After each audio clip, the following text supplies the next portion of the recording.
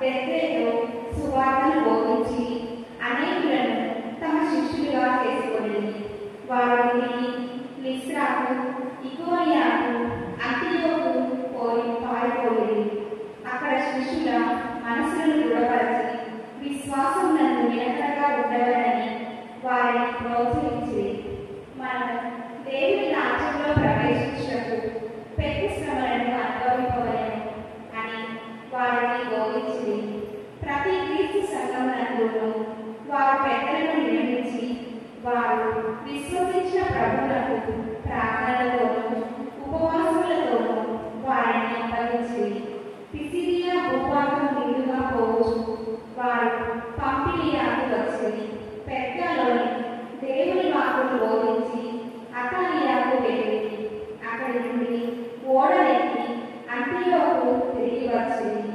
వారు నెరవేర్చిన పనికై ఇంతకు ముందు దేవుని అనుగ్రహములకు అప్పగింపబడిన స్థలము ఇది.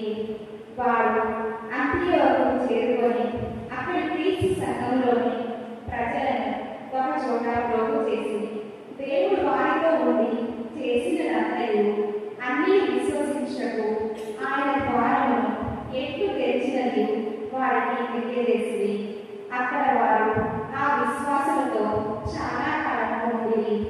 ఇది ప్రభుని వాక్యం.